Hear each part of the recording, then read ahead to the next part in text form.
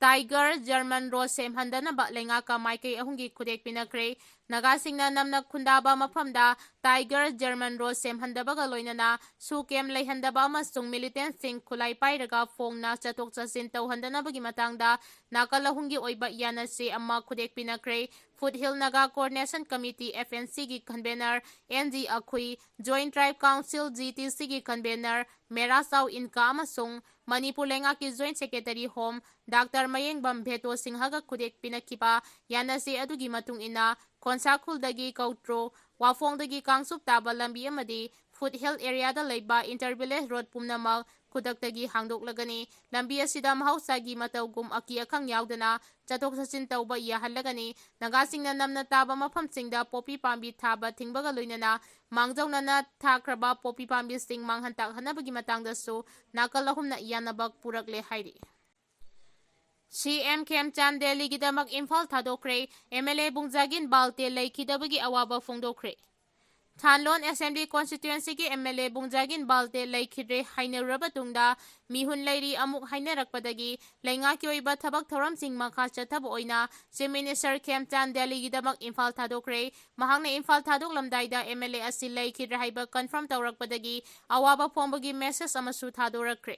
Pao asina makatan hai Chief Minister Y Khemchan mahaki secretary amasung atopa official amaga makhoi ahum ngasi nokthel pung ahum tabada Imphal Thadoki handaki Chief Minister gi khongchet asi khwaidagi thabak yamba oigadawri Union Home Minister Amit Shah unabata natana atai minister mayam amasung mahakna mathang unagadawri Unagadawri basting adugi manungda Defense Minister Rajnath Singha Union Transport and Highways Minister Nitin Gadkari BJP gi National President Nitin Nabin Amadi atay functionary kaya su khongsit asida unagani mahak thasigi kulhumdoida Imphal da halakpa yai mahak na hek halakpaga lengak sauk thokani hairi amaromda CM na thadorakpa awaba phongbagi serol amada hairibana laikidraba MLA Balte miyang mihut ama oibata natana punsi supa Manipur sakwat hanaba thawrang kaya lokhatuna lakiba lusingbane mahak na sokthaba naidana miyoi kayagi punsida ahongba puraknaba honatuna laki Mahakumba Lusingba ama Laikidaba haibasi imung manung amasung Thanlon Assembly Constituency ki khaknadana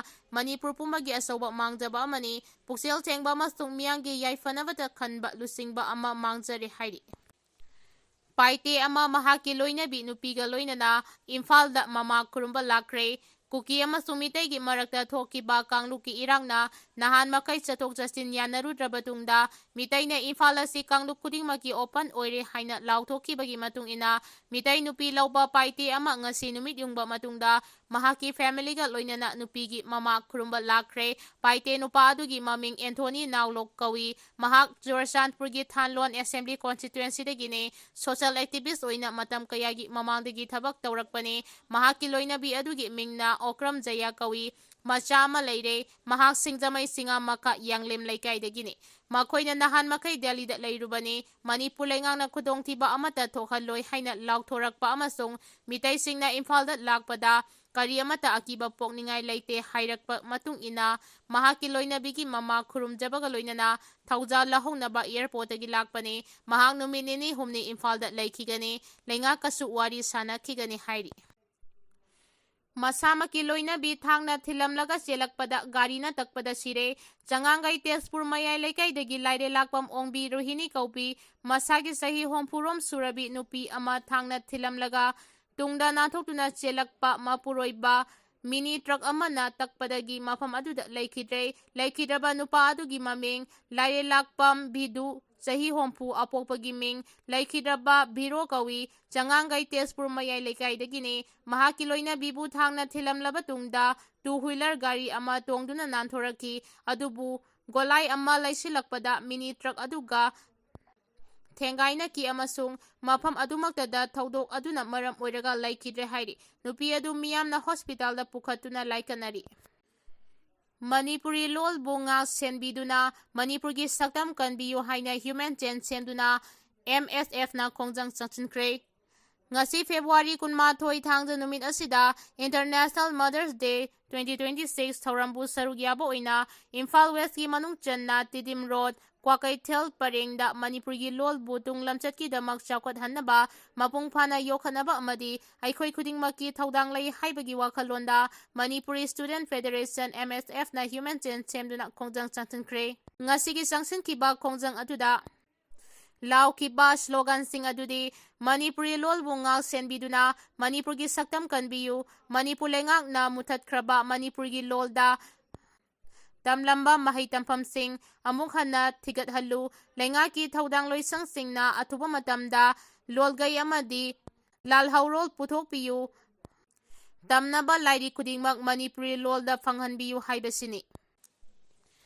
Mathang chahida noneda rail lambi yaurakani English singani kunipanda Imphal yauraklakani haina NFR na phongdorakre. Kumja lising aniga kunipandagi Manipurgi konung Imphal to India gi railway map da yauragani hiramasiga mari lainana North East Frontier Railway na rail lambi semagi thabak khongdel yang na paikhali North East Railway gi Chief Administrative Officer Construction Bibek Sason na phongdokhibagi matung ina kumja lising ani kunipandadi jiribandagi Imphal fauba rail lambi semagi thabak mapung phana loisinduna Imphal to India gi railway map ta yahon ngamlagani Imphal yauna rail lambi semagi thabak kana paikhatpaga loinana pandam phangnaba honari hairi jiribandagi Imphal fauba rail lambi semba loirabadi Manipur gi miyamna chatok chasin tawba masung state asida posai pusilakpada chauna khudong chahanbaga loinana semilon su phagat hanba ngamlagani haujimaki oina Manipur da rail lambi sembagi thabak asi None district ki khongsang phauba mapung phana loisile sahi asigi April natraga May tha phaubagi manungda khongsangdagi awangkhul phauba rail lambi sembagi thabak loisinaba pandam thamli haina phongdoki. India gi motor vehicle policy North East da bhuthokpaga manare engine number amasung chassis number sap manaba gari lising taraga manga ga chanipan nipumapan North East state da thengnare.